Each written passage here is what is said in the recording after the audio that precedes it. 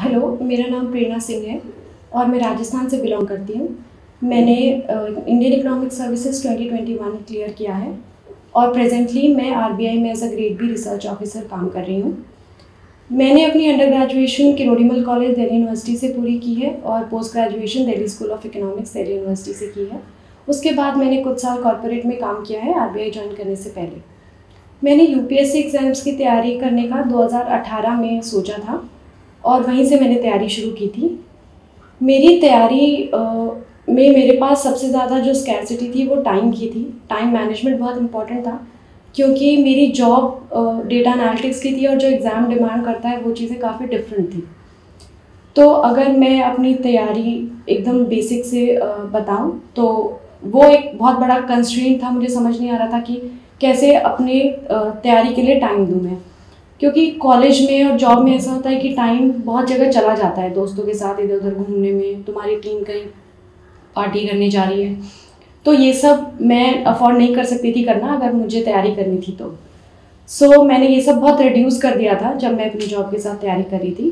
सो अगर कोई एस्पिरेंट है जो जॉब के साथ मैनेज करने की कोशिश कर रहा है तो ये सब चीज़ें हैं जो कम करनी पड़ेगी, पढ़ाई को टाइम देना पड़ेगा क्योंकि इंडियन इकोनॉमिक सर्विसेज का सिलेबस काफ़ी बड़ा है और थोड़ा टाइम लगता है उसको कवर करने में। जब मैंने शुरू किया था तो मुझे ज़्यादा आइडिया नहीं था किसी भी चीज़ का, तो मुझे पता था कि मुझे काफ़ी टाइम डिवोट करना पड़ेगा। उसके बाद डिसीजन लेना था कि कोचिंग लेनी है कि नहीं लेनी है। मैंने इकोनॉमिक्स ऑप्शनल के लिए कोई कोचिंग नहीं ली है, सब कुछ मैंने सेल्फ स्टडी से ही किया है। मैंने जनरल स्टडीज़ की कोचिंग के लिए एनरोल किया था, बट वो भी मैंने बहुत 2-3 महीने के लिए ज्वाइन किया, उसके बाद मैंने छोड़ दी बिकॉज मुझे बहुत रिवॉर्डिंग नहीं लग रहा था। मेरे पढ़ाई का तरीका बहुत डिफरेंट था जो कोचिंग वाले पढ़ा रहे थे।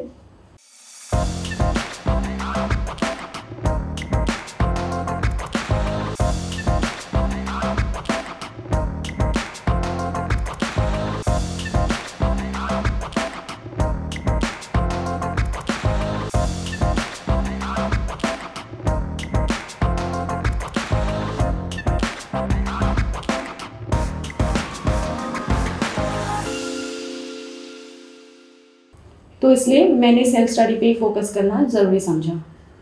उसके बाद हम तैयारी पे आते हैं तो इंडियन इकोनॉमिक सर्विसेज में 6 पेपर होते हैं और उन 6 पेपर्स को क्लियर करने की शुरुआत में सबसे पहला स्टेप होना चाहिए एग्ज़ाम को एनालाइज करना। ये गलती मैंने की थी कि मैंने इनिशियल जब तैयारी शुरू की थी तो बहुत टाइम नहीं दिया था एग्ज़ाम को एनालाइज करने में, बट इस अटेम्प्ट से पहले मैंने काफ़ी टाइम दिया था कि एग्ज़ाम को एनालाइज करो, एग्ज़ाम को समझने में। और उसका सबसे अच्छा तरीका है कि syllabus low, line by line syllabus पढ़ो और पास्ट ईयर क्वेश्चंस पिछले 5-6 साल जितनी भी अवेलेबिलिटी है उसके हिसाब से उनको देखो। तो इन दोनों का कॉम्बिनेशन से अगर एनालाइज कर एग्ज़ाम को किया जाता है तो काफ़ी कुछ समझ में आ जाता है।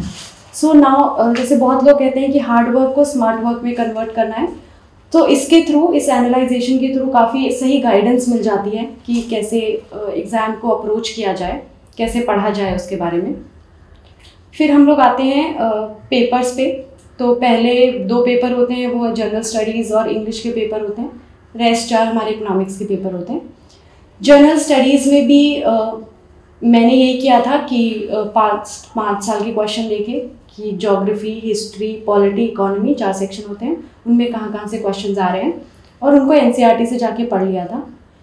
ज्योग्राफी के लिए एनसीईआरटी रेफ़र की थी, हिस्ट्री के लिए एनसीईआरटी रेफ़र की थी, पॉलिटी के लिए मैंने कुछ लक्ष्मीकांत रेफ़र किया था और इकोनॉमी तो ऑप्शनल के साथ साथ हो जाता है और कुछ करंट अफेयर्स बेस्ड भी आते हैं। वो क्वेश्चन आप न्यूज़पेपर पढ़ के या मीन्स 365 पढ़ के कंप्लीट कर सकते हैं। उसके बाद आता है इंग्लिश का पेपर। इंग्लिश के पेपर में एसे आता है, ये कॉम्प्रिहेंशन आता है, कुछ वोकैब के क्वेश्चन आते हैं। एसे को टैकल करने के लिए भी मैंने पास्ट ईयर क्वेश्चन से देख के टॉपिक्स की लिस्ट बना ली थी कि किस किस टॉपिक से क्वेश्चंस आते हैं और उनके ऊपर कंटेंट इकट्ठा कर लिया था। और मैंने एक और चीज़ की थी एसे में मार्क्स इम्प्रूव करने के लिए, क्योंकि मैंने जो एक अटेम्प्ट दिया था इससे पहले 2018 में, उसके मार्क्स से मुझे समझ आया था कि मुझे आंसर राइटिंग की बहुत ज़्यादा ज़रूरत है। तो मैंने टॉपर्स के पेपर डाउनलोड किए थे एसए के, यूपीएससी सीएससी के, और उससे मैंने एक आइडिया ले लिया था कि लोग लिखते कैसे हैं। उसके बाद हम आते हैं इकोनॉमिक्स के 4 पेपर पे। पहला पेपर होता है हमारा micro, quantitative methods in economics and econometrics. Micro के लिए मैंने यूपीएससी सीएससी ऑप्शनल और इकोनॉमिक सर्विसेज की इंटीग्रेटेड तैयारी की थी, तो मैंने एच एल आहूजा को रेफ़र किया था।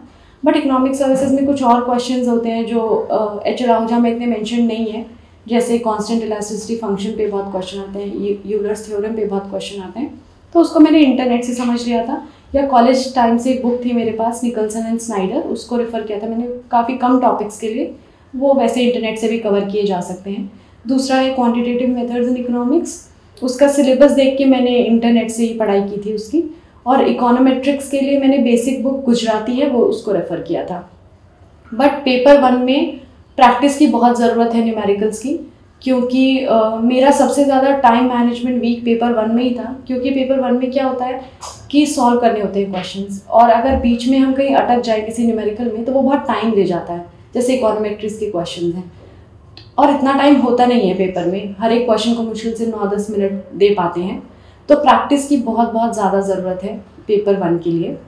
अब हम आते हैं पेपर 2 में। पेपर 2 में है मैक्रो, ग्रोथ एंड डेवलपमेंट और ट्रेड।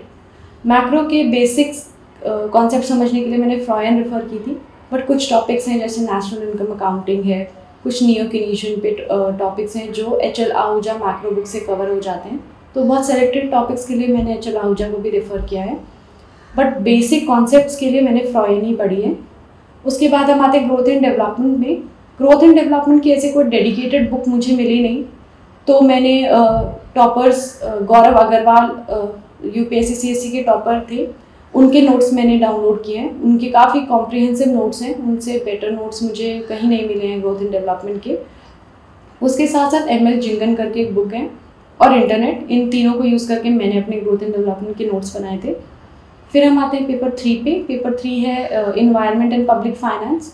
इसका सिलेबस बाकी पेपर से कम है और ये काफ़ी रिवॉर्डिंग है, तो पब्लिक फाइनेंस के लिए मैंने एक मसगरेव करके बुक है उसको यूज़ किया था, बाकी मैंने काफ़ी इंटरनेट यूज़ किया हुआ है पब्लिक फाइनेंस के लिए। उसके बाद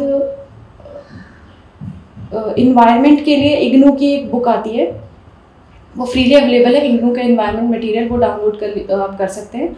उसमें कुछ क्वेश्चन स्ट्रेट अवे सॉल्व हो जाते हैं जो इकोनॉमिक सर्विसेज पूछता है, जैसे ग्रीन अकाउंटिंग पूछता है, कुछ फिशरीज़ के मॉडल हैं, कुछ नेट प्रेजेंट अकाउंटिंग करनी होती है उसके क्वेश्चंस आते हैं, तो वो वहाँ से सॉल्व हो जाते हैं। बाकी क्वेश्चंस के लिए मैंने इंटरनेट को रेफ़र किया था, रिसर्च पेपर्स देखे थे, तो रिसर्च पेपर्स ऐसे पूरे नहीं पढ़े थे, उनमें अगर कोई एग्जाम्पल है उनका कंक्लूजन पढ़ लिया, उनका इंट्रोडक्शन पढ़ लिया, ये करके नोट्स बना लिए थे। अब आते हैं पेपर 4 पे, जो बहुत ही डायनामिक पेपर है और मुझे सबसे ज़्यादा डिफ़िकल्ट पेपर 4 लगता था जब मैंने तैयारी शुरू की थी, क्योंकि मुझे बहुत आइडिया नहीं था इंडियन इकोनॉमी का। उसके बाद मैंने उसको बेसिक्स को समझने के लिए मिश्राइन पूरी पढ़ी थी, जो इंडिपेंडेंस के बाद प्री रिफॉर्म पोस्ट रिफॉर्म के बारे में बहुत अच्छे से समझा देती है कि किस टॉपिक में कैसे चल रहा था। उसके बाद उसको करंट अफेयर्स से सप्लीमेंट किया, न्यूज़पेपर पढ़ के, इकोनॉमिक सर्वे पढ़ के, मेंस 365 की बुकलेट आती है वो पढ़ के, एक इसके भी काफ़ी कॉम्प्रिहेंसिव नोट्स मैंने बना लिए थे। उसके बाद इसमें आंसर्स को एनरिच करने के लिए अलग अलग इकोनॉमिस्ट के लिखे हुए आर्टिकल्स, पेपर्स, वो भी मैंने पढ़े थे। तो ये है हमारे 6 पेपर का कंटेंट। अब आती है आंसर राइटिंग, जो काफ़ी इम्पॉर्टेंट पार्ट है इस एग्ज़ाम को क्लियर करने में। मैंने इनिशियली बहुत फोकस नहीं किया था आंसर राइटिंग पे, बस इस अटेम्प्ट से पहले मैंने काफ़ी आंसर राइटिंग की है। तो उसको अब हमारे पास इतना पढ़ के बहुत सारा कंटेंट आ जाता है, लेकिन अब उसको एक अच्छे आंसर में कैसे कन्वर्ट करना है, उसके लिए मुझे 3 चीज़ों ने बहुत हेल्प की थी। एक है कि खुद आंसर लिखे, उसके बाद खुद को समझ में आता है कि ये आंसर सही नहीं है, इसमें बहुत इम्प्रूवमेंट हो सकता है। उसके लिए मैंने बहुत टॉपर्स की टॉक देखी थी, यूट्यूब वीडियोस देखे थे, उनसे कुछ समझ में आ जाता है कि अच्छा आंसर ऐसे लिखना है, एक इंट्रोडक्शन होना चाहिए, कंटेंट होना चाहिए, उसके बाद उसका एक कंक्लूजन होना चाहिए।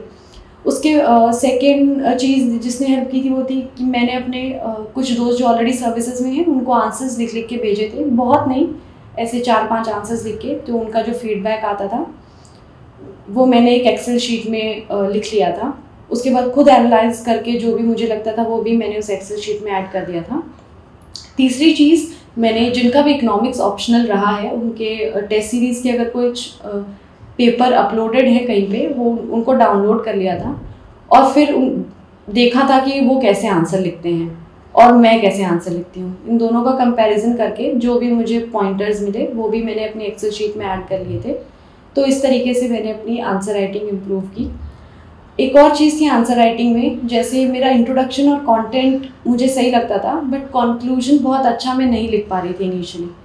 उसके लिए मैंने क्या किया था कि अखबार जब मैं पढ़ती थी उसमें मैं अगर अनएम्प्लॉयमेंट पे कोई आर्टिकल आया हुआ है तो मैं उनकी उसका समरी देख लेती थी। एंड में वो कंक्लूजन लिखते हैं जो भी जिस भी राइटर ने वो लिखा है और वो काफ़ी अच्छे से समराइज़ करते हैं, तो मैं वो line as it is copy करके अनएम्प्लॉयमेंट वाले नोट्स में ऐड कर देती थी। सेम मैंने इकोनॉमिक सर्वे का भी ऐसे काफ़ी यूज़ किया है इन चीज़ों के लिए। जैसे फॉर एग्जांपल अगर एनपीएस पे क्वेश्चन आता है और इकोनॉमिक सर्वे में कोई एनपीएस पे चैप्टर है तो बहुत अच्छा कंक्लूजन वहाँ से मिल जाता है लिखने के लिए। तो इस तरीके से मैंने अपनी आंसर राइटिंग को इम्प्रूव किया था। उसके बाद आता है इंटरव्यू स्टेज। कुछ सेलेक्टेड कैंडिडेट्स को इंटरव्यू के लिए बुलाया जाता है। इंटरव्यू स्टेज में सबसे पहले हमको भरना होता है डैफ which is detailed application form, जिसमें तुम अपने बारे में बताते हो क्या कहाँ से पढ़ाई की है, कहाँ अगर जॉब कर रहे हो, तुम्हारे इंटरेस्ट क्या हैं, तुम्हारे वीकनेसेस क्या हैं। ये एप्लीकेशन फॉर्म में भर के भेजते हैं और ये एक समरी शीट होती है जो बोर्ड मेंबर्स के पास जाती है। अब इंटरव्यू की तैयारी के लिए भी मैंने बहुत अपने दोस्तों से बात की थी जो सर्विसेज में है, बहुत टॉपर्स की टॉक देखी थी कि, और उससे मैंने नोट्स बना लिए थे कि क्या क्या चीज़ें कवर करनी है। तो चार चीज़ें हैं जो इंटरव्यू में मैंने प्रिपेयर करी थी। पहली चीज़ अपने बारे में, जैसे तुम्हारा नाम क्या है, उसका मतलब क्या है, उससे कोई फेमस पर्सनालिटी एसोसिएटेड है। फिर तुम्हारे बर्थ डे पे अगर कुछ इम्पॉर्टेंट डे है वर्ल्ड वाइड या इंडिया में। उसके बाद है तुम्हारा होम स्टेट से बहुत सारे क्वेश्चन पूछे जा सकते हैं। जैसे मैं राजस्थान से हूँ तो राजस्थान के सोशल इश्यूज़, इकोनॉमिक इश्यूज़, वहाँ की पॉलिटी कैसी है, ज्योग्राफी कैसी है। उसके बाद तीसरा है करंट अफेयर्स, जो हाल फिलहाल में क्या चल रहा है उसके बारे में भी बोर्ड मेंबर्स क्वेश्चन पूछ सकते हैं। तो जब मैं तैयारी करी थी तो अफगानिस्तान चाइना से रिलेटेड चीज़ें चल रही थी, तो उसमें इकोनॉमिक इम्पैक्ट क्या हो सकता है इंडिया पे, ऐसे क्वेश्चन पूछे जा सकते हैं। और ये चीज़ें न्यूज़पेपर से कवर हो सकती हैं। मैंने बिज़नेस स्टैंडर्ड रेफ़र किया था अपने इंटरव्यू से पहले। 2 महीने मैंने बिज़नेस स्टैंडर्ड को पढ़ा है और मैं नोट्स बना लेती थी बिज़नेस स्टैंडर्ड के आर्टिकल्स के, जिससे मुझे पर्सपेक्टिव्स याद हो जाए। उसके बाद है फोर्थ है थ्योरी, जो हम मेंस में पढ़ के हमको आती है थ्योरी, बट उसको रिवाइज कर लेना चाहिए इंटरव्यू से पहले, क्योंकि वो लोग बहुत बेसिक क्वेश्चन भी पूछ सकते हैं।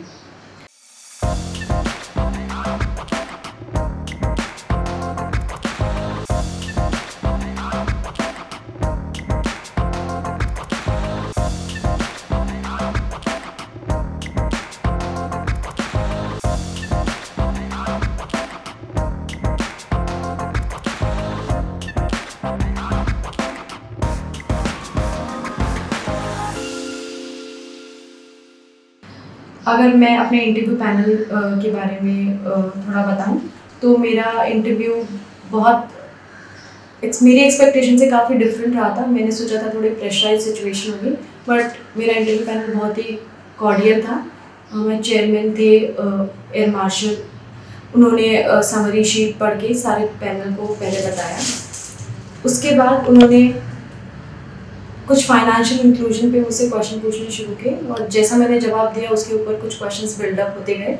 फिर सेकंड पैनल मेंबर ने, जो सर्विस मेंबर ही थी, उन्होंने मुझसे पूछा about NBFC and role of RBI in NBFCs regulations, why stake is given at 26% for a promoter in NBFCs. उसके बाद थर्ड इंटरव्यू पैनल मेंबर थे, फिर उन्होंने मुझसे पूछा था कि तुम्हारा फेवरेट सब्जेक्ट कौन सा है, जो मैंने माइक्रो इकोनॉमिक्स बताया। तो उसके बेसिस पे उन्होंने मुझसे क्वेश्चन पूछे कि मार्केट इक्विलिब्रियम क्या होता है, डुओपोली क्या होती है, ओलिगोपोली क्या होती है, तुम अगर कुछ खरीदने जाओगे तो कैसा मार्केट स्ट्रक्चर एक्सपेक्ट करोगे। फिर फोर्थ मेंबर थी, उन्होंने फाइनेंशियल इंक्लूजन पे ही और ज़्यादा क्वेश्चन पूछे थे। कुछ रूरल की स्कीम्स पूछी थी, जैसे NREGA, national rural livelihood mission, और rural urban mission. So overall मेरा इंटरव्यू वैसे बहुत कॉर्डियल था, बहुत कंफर्टेबल उन्होंने फील कराया था हमें। तो ये थी मेरी जर्नी पूरी यूपीएससी इकोनॉमिक्स सर्विसेज की प्रिपरेशन के लिए। अगर मैं बहुत समराइज़ करके एम्फेसिस कर पाऊँ तो सबसे ज़्यादा जब स्टार्ट करते हो तो एनालाइज करो एग्ज़ाम को बहुत अच्छे से सिलेबस और पास्ट ईयर्स के थ्रू। उसके बाद कंटेंट को इनरिच करो, मल्टीपल जगह से पढ़ने की कोशिश करो। उस थर्ड स्टेप है आंसर राइटिंग, जो आंसर राइटिंग डेडिकेटेडली करनी है और टाइम 3 घंटे लगा के पास्ट ईयर पेपर सॉल्व करो। और फोर्थ है, अगर टेस्ट सीरीज़ देना चाहो तो मैंने आईएएस के लिए कोई टेस्ट सीरीज़ नहीं दी थी, मैंने आरबीआई के लिए सिर्फ 2 टेस्ट लिखे थे। बट टेस्ट सीरीज़ से क्या होता है, एक थर्ड पर्सन पर्सपेक्टिव मिल जाता है। कुछ चीज़ें हमको ऑलरेडी पता होती हैं बट आंसर्स में रिफ्लेक्ट नहीं होती हैं, तो वो मुझे 2 टेस्ट सीरीज़ देके 2 टेस्ट देके समझ में आ गया था। तो ये सारे अगर ध्यान में चीज़ें की जाएँ तो ये एग्ज़ाम निकालना काफ़ी डुएबल हो जाता है। एंड आई होप जो भी मैंने बताया वो हेल्पफुल रहे एस्पिरेंट्स के लिए। Thank you very much.